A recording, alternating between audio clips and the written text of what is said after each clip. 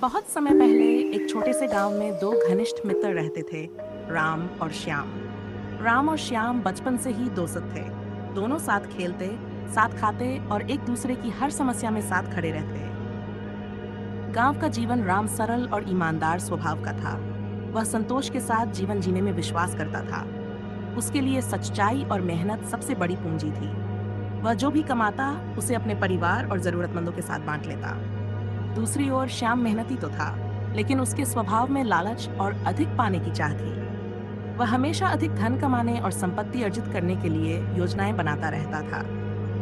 गांव में दोनों की जोड़ी मशहूर थी। लोग उनकी दोस्ती की मिसाल दिया करते थे। हालांकि दोनों के स्वभाव में यह बड़ा अंतर था, फिर भी उनकी दोस्ती अटूट थी। जंगल में लकड़ी काटने का काम, गांव के ज्यादातर लोग लकड़ी काटने और खेती का काम करते थे। राम और श्याम भी जंगल से लकड़ी इकट्ठा करके गांव के बाजार में बेचते थे। उनकी मेहनत से जितनी भी कमाई होती, उसी से उनका जीवन यापन चलता। एक दिन दोनों मित्र हमेशा की तरह लकड़ी काटने जंगल गए। जंगल काफी घना और शांत था। सुबह का समय था, पक्षियों की चहचहाहट और ठंडी हवा वातावरण को सुखद बना रही थी। दोनों लकड़ी काटने में व्यस्त थे। अनजाने खजाने की खोज लकड़ी काटते काटते राम की नजर अचानक जमीन में आधा दबे हुए एक चमचमाते घड़े पर पड़ी। उसने श्याम को बुलाया और कहा, श्याम, देखो, यहाँ कुछ अजीब चीज दिख रही है। चलो इसे खोद कर देखते हैं। दोनों ने मिलकर घड़े को जमीन से बाहर निकाला। जब उन्होंने घड़े का ढक्कन खोला तो उनकी आंखें चौंधिया गईं। घड़ा सोने के सिक्कों से भरा हुआ था। दोनों को अपनी किस्मत पर यकीन नहीं हो रहा था। श्याम ने उत्साह से कहा, राम, यह तो हमारा भाग्य है।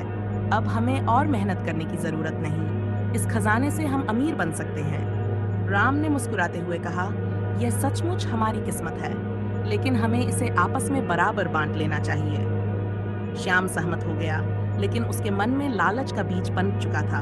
उसने सोचा, अगर मैं यह खजाना अकेला ले लूं, तो मेरी जिंदगी पूरी तरह बदल जाएगी। लेकिन इसके लिए मुझे राम को रास्ते से हटाना होगा। योजना का आरंभ श्याम ने राम से कहा, राम, यह खजाना बहुत कीमती है। हमें इसे गांव तक ले जाना चाहिए, लेकिन रास्ता लंबा है और हम थक चुके हैं। क्यों न मैं गांव जाकर कुछ खाने पीने का इंतजाम कर लाऊं, तब तक तुम यहाँ खजाने की देखभाल करो। राम ने उसकी बात मान ली।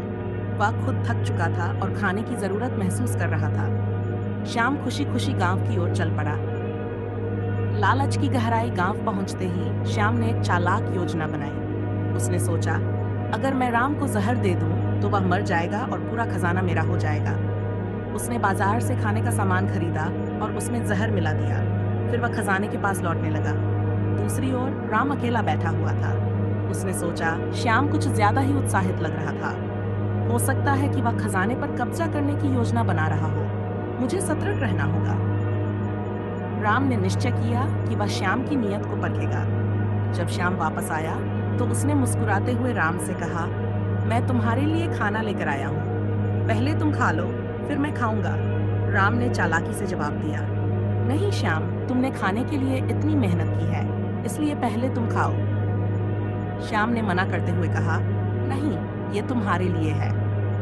लेकिन राम जिद पर अड़ गया और श्याम को खाने का एक टुकड़ा देने पर मजबूर कर दिया। जैसे ही श्याम ने खाना खाया, जहर का असर शुरू हो गया।